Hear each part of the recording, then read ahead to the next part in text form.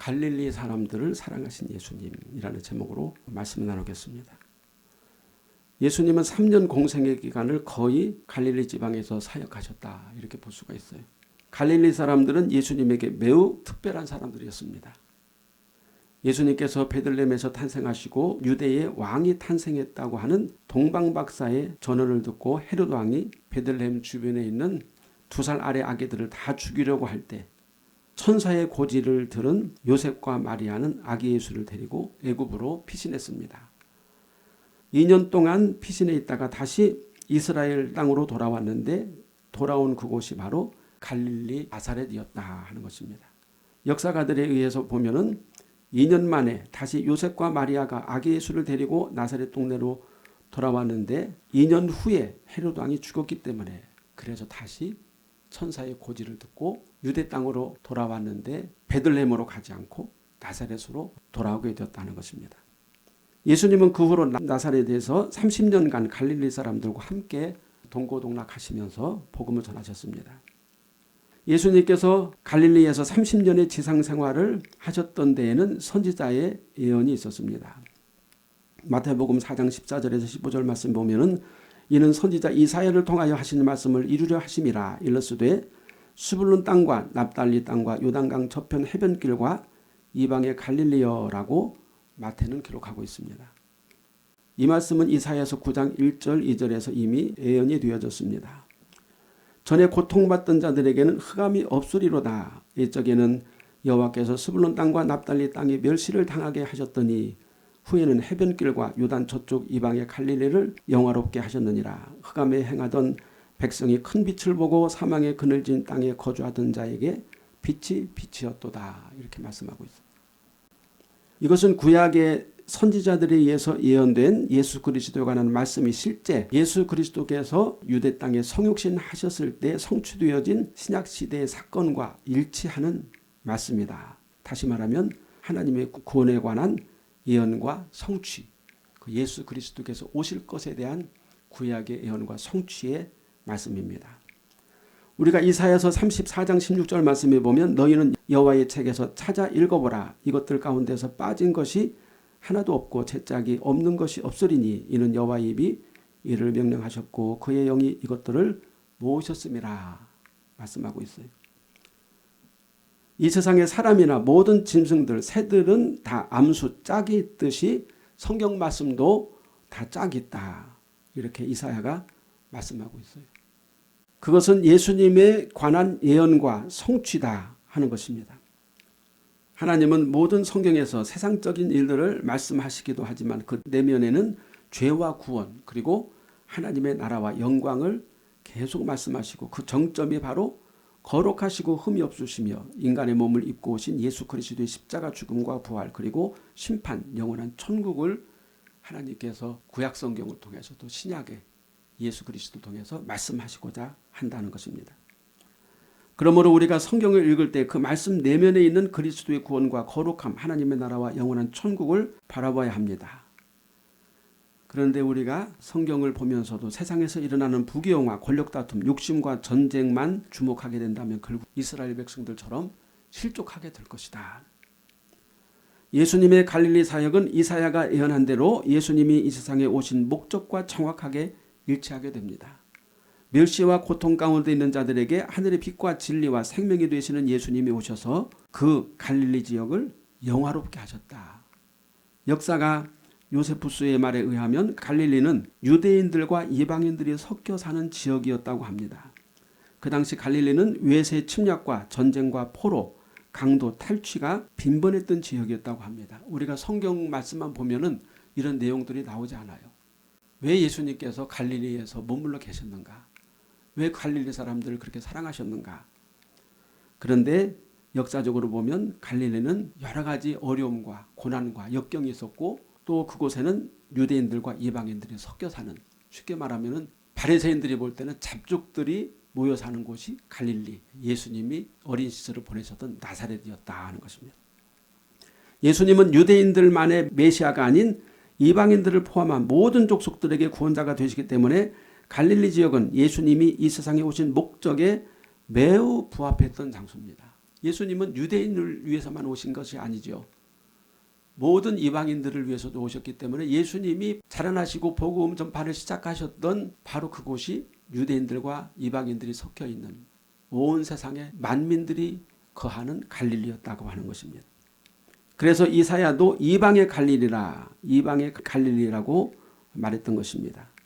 갈릴리 지역에는 예수님 당시에는 주로 어업과 농업에 종사하는 자들이 많았고 그 외에도 직조, 채석, 도기 제조 등의 직업을 가진 사람들이 많이 있었다고 하는데 유대 역사가 요세푸스는 갈릴리에 있던 도시와 마을의 수가 204개나 되었으며 그중 가장 규모가 작은 것도 인구가 15,000명이 넘었다고 주장하고 있습니다. 이렇게 본다면 아마도 갈릴리 지역의 인구는 300만 명가량이 되었지 않았을까. 상당히 많은 인구가 모여 있었고 그 상업하는 사람들, 여러 가지 물건을 제조하는 사람들이 많이 모여서 아주 정신이 없고 시끄러운 지역이 바로 갈릴리였다 하는 것입니다. 예수님은 유대인들과 이방인들이 섞인 갈릴리 지역에서 제자들을 세우시고 온 갈릴리 지역을 다니시면서 하나님의 나라의 복음과 능력을 나타내시고 모든 인류를 위한 구원 사역을 시작하셨습니다. 그런데 갈릴리 사람들은 유대인들 중에 어느 지역보다도 애국자가 많았다고 우리가 성경을 보면 알 수가 있어요. 로마 권력으로부터 이스라엘이 해방되고 자유를 누리기를 간절히 소망하고 열망했던 자들이 주로 갈릴리 사람들이었는데 갈릴리 해방전선을 꿈꾸는 무리들이 로마 권력을 대항하며 마치 레지스탕스처럼 곳곳에서 로마인들이나 유대 권력자들을 대상으로 테러나 소동을 벌여왔으므로 그 당시 유대 총독 빌라도에게 이 갈릴리 사람들은 매우 골치 아픈 존재들이었다 하는 것입니다. 그러므로 빌라도는 이 갈릴리 사람들을 폭도, 살인자 등으로 치부하고 소탕작전을 벌이기도 했습니다. 이 갈릴리 해방동맹은 예수님이 성육신 하시기 전부터 그곳에 있었는데 한때 우두머리가 갈릴리 사람 유다였다고 사도행전 5장 37절에서 말하고 있습니다.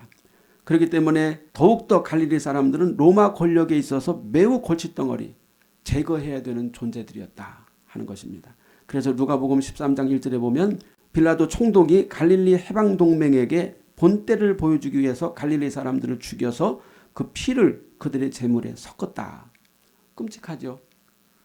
갈릴리의 폭도들을 갈릴리 사람들의 몇 사람 우두머리를 잡아서 죽이고 그 피를 제물에 섞어서 그 로마 신에게 제사를 바쳤다는 것입니다.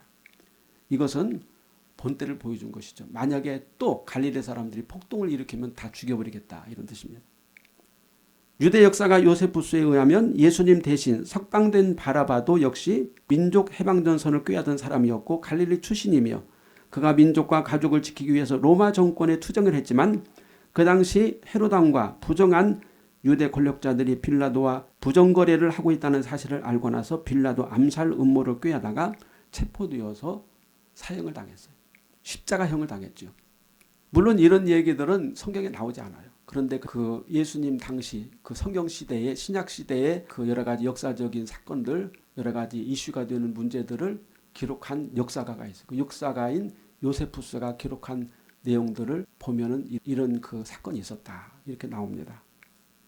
여기서 유대 종교 권력자들과 로마 총독 빌라도와의 부정거래는 어떤 종류였을까요? 복음서에서는 나오지 않지만 유대 민족을 로마의 속국으로 영원히 남게 하려는 어떤 모종의 계략이 있었을 것입니다. 다시 말하면 우리나라 일제치하의 사건과 비슷하게 볼 수가 있어요. 일제치하에서 우리나라를 영원한 일본 식민지로 한국 시민으로 만들기 위해서 지도자들, 그 당시 정부 지도자들과 종교계 인사들이 일본 정부와 은밀히 맺은 그런 조약과 같은 것입니다. 그 중에 두 가지가 대표적으로 있는데 하나는 을사조약, 하나는 신사참배. 정치와 종교가 서로 이렇게 이제 야합을 해가지고 일본 정부와 은밀한 조약을 체결한 것이 바로 신사참배, 을사조약이었다는 것입니다. 을사조약은 일본 제국이 조선의 외교권을 박탈하여 일본의 허락 없이는 조선이 스스로 외교권을 행사할 수 없다고 하는 강제 조약이었습니다. 그래서 그 당시 우리나라가 조선 시대에 있을 때 미국의 도움이라든지 서방의 도움을 구하기 위해서 외교 활동하는 것을 강제적으로 막은 것이 바로 을사조약이에요. 신사참배는 일본의 국가 종교인 신사를 조선 땅에 곳곳에 세워서 조선 사람들이 다 와서 참배하도록 하는 악법인데 이것은 신사참배라고 하는 예불을 통해서 조선 백성들의 신앙을 일본의 천황숭배 신앙으로 바꾸려는, 다시 말하면 그 당시 개신교, 예수 믿는 사람들의 신앙까지, 예수 믿음까지 다 근절해서 예수를 믿지 못하게 하고 일본 천황을 신으로 숭배하려고 하는, 그것이 바로 우일기죠. 우일기를 숭배하려고 하는 사악한 제도가 바로 이제 신사참배다. 그래서 이에 대해서 소수의 목사님들과 성도들이 목숨을 걸고 항거를 했습니다. 우리가 잘 아는 주기철 목사님 옥고를 치르다가 순교를 당하셨죠.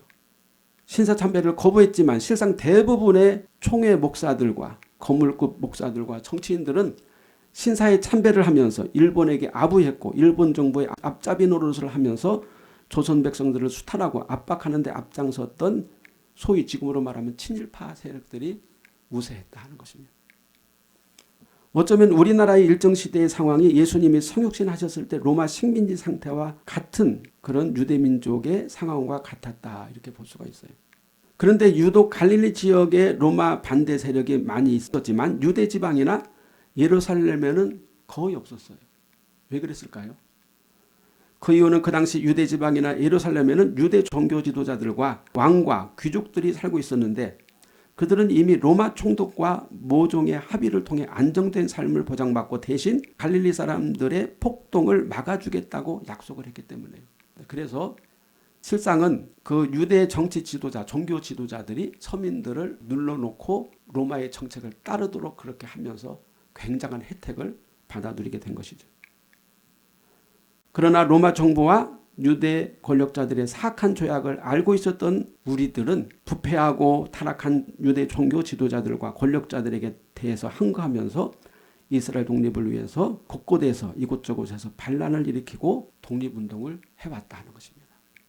물론 이 내용들은 성경에 나와 있지 않아요. 그래서 목사님 성경에도 없는 얘기를 뭘 하십니까? 성경 배후에 있는 역사적 사건을 우리가 알면은 왜 예수님께서 갈릴리 사람들을 더 사랑하셨는가 하는 것을 알 수 있다 그 말이죠.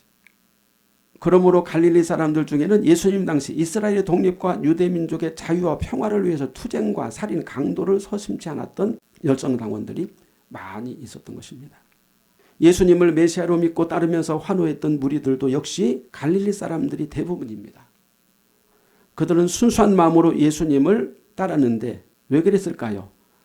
그 당시 유대 사회를 압박하는 로마 권력으로부터 이스라엘을 해방시켜줄 메시아, 엘리야와 같은 강력한 지도자가 나타났다. 바로 그분이 예수다. 이제 예수는 우리 유대민족의 영웅이 되어야 된다. 구원자가 되어야 된다고 하는 그런 믿음이 있었기 때문에 그래요. 반면에 유대 종교 지도자들은 예수님을 배척했는데 그 이유는 로마로부터 이스라엘 해방을 원하지 않았기 때문입니다. 로마 식민지 상태에서도 얼마든지 잘 먹고 잘 누리고 살 수 있는데 갑자기 민족의 해방자 같은 혜성같이 나타난 예수가 눈의 가시와 같이 그렇게 거슬린 존재였으므로 나중에는 예수님을 죽이고자 살해 음모를 꾸민 자들이 누구예요? 유대 종교 지도자들, 바리새인들, 권력자들이었어요. 물론 예수님은 단지 유대 민족을 해방시키기 위해서 오신 것이 절대 아니에요. 모든 족속들을 위한 대속제물이 되시고 하나님의 나라를 이 세상에 세우시고 인류를 구원하실 메시아 그리스도로 유대 땅에 오셨다 그 말입니다.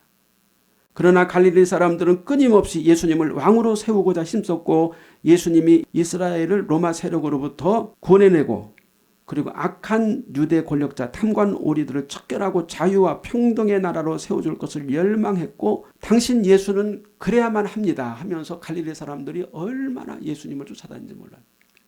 그렇게 해달라고. 비록 예수님은 갈릴리 사람들의 열망인 민족 해방의 소망을 들어주지 못하셨지만 오직 민족 독립과 해방과 안녕을 간절히 열망하는 갈릴리 사람들에게는 많은 연민의 정을 보내셨다. 그들의 육신적인 욕망은 예수님이 이루어주지 않으셨지만 그들의 마음, 그들의 열정에 대해서는 많은 연민을 보내주셨어요. 그래서 예수님께서 종종 무리들이 목재 없이 방황하는 양과 같다. 그래서 매우 민망히 여기셨고 매우 불쌍히 여기셨다는 그 내용들이 종종 나옵니다. 비록 갈릴리 사람들이 예수님이 이 세상에 오신 메시아의 목적과 의미에 부합하지는 못했지만 인간적으로 볼 때 예수님은 그들에게 매우 동정과 안타까움을 나타내셨던 것은 사실이에요. 우리가 오병이의 기적을 보면은 오병이의 기적에 동참한 사람들은 거의 다 갈릴리 사람들이에요. 디베랴, 갈릴리 호수 언덕 위에 수만 명이 앉아서 거기서 예수님의 오병이의 기적을 체험했는데 그 예수님이 행하신 오병이의 기적을 맛본 사람들은 대부분 갈릴리 사람들이었어요. 가난하고 그 당시 굶주리고 그리고 로마 식민지에 압박을 당하고 또 유대 권력자들에게 폭정에 굉장히 괴로움을 당하는 사람들이었다. 유대의 대제사장들, 바리새인들, 서기관들, 종교 권력자들은 예수님 말씀의 권위와 능력과 표적을 보고 하나님이 보내신 메시아 그리스도이심을 알았어요. 그들은 구약 성경이 아주 정통한 사람들이기 때문에 모를 리가 없어요. 예수님의 말씀, 행적, 선지자들의 예언을 볼 때 저 사람이 선지자들이 예언한 메시아구나 하는 것을 왜 몰랐겠어요. 그렇게 똑똑한 사람들이 알죠. 알지만 고의적으로 예수님을 비방했습니다. 여호와를 모독하고 모세의 율법을 회방하는 자라고 치부하고 아주 불경스러운 사람입니다. 저 사람은 죽여야 된다. 예수님을 죽이려고 모의하고 결국 빌라도와 결탁하여서 예수님을 십자가형에 처했던 것입니다. 유대 종교 권력자들이 왜 예수님을 죽이려고 했는지 예수님은 너무나 잘 아셨어요. 그 당시 예수님은 바리새인들의 탐욕과 거짓과 유선과 그리고 포악과 불법을 책망하시고 회개하라고 외치셨고 특히 갈릴리 사람들과 병자들, 가난한 자들, 이방인들과 함께 다니면서 하나님의 나라 복음을 전파함으로 유대 종교 권력자들은 예수님이 갈릴리 사람들과 꾀하여서 쿠데타를 일으켜 자기들을 몰아내고 이스라엘 정권을 탈취하려고 한다. 이렇게 생각을 했던 것입니다. 그러므로 예수님이 유대 왕이 되면 그동안 그들이 유지했던 유대 권력의 기득권을 다 빼앗기고 퇴출당할 것을 알고 그러니까 그 유대 권력자들 종교 지도자들이 예수님을 죽자 사자 어떻게 해서든지 저 인간을 처치하고 죽여야 된다.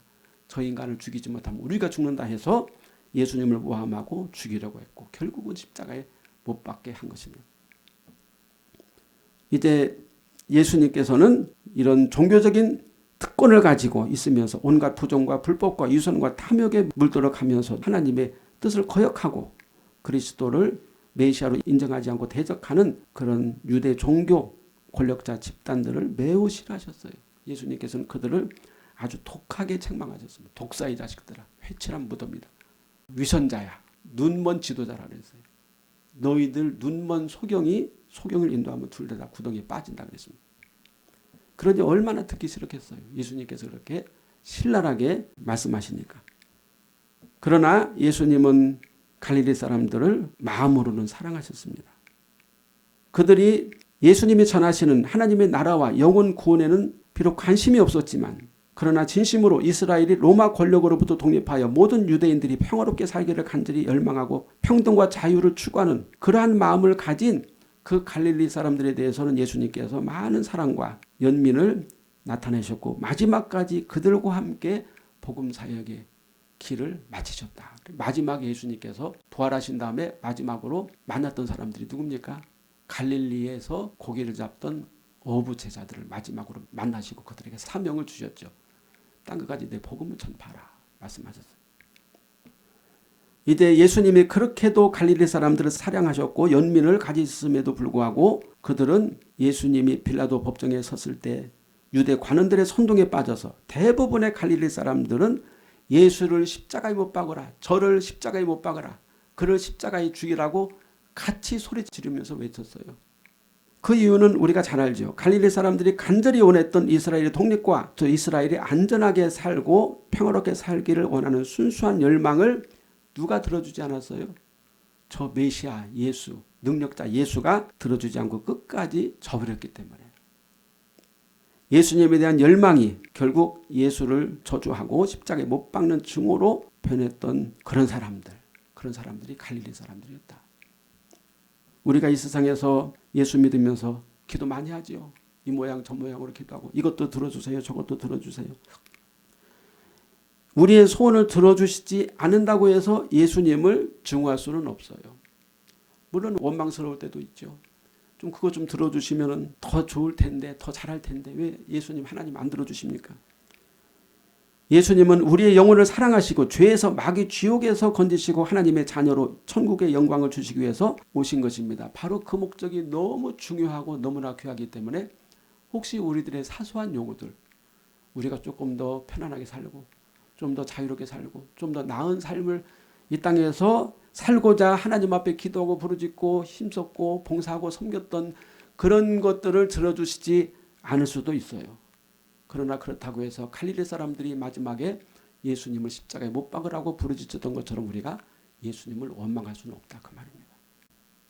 예수님의 십자가 죽음과 부활 승천 후에 성령이 임하셔서 예수님의 복음과 하나님의 나라는 예수님의 갈릴리 제자들에 의해서 온 유대와 사마리아 이방인의 땅끝까지 전파되어졌습니다.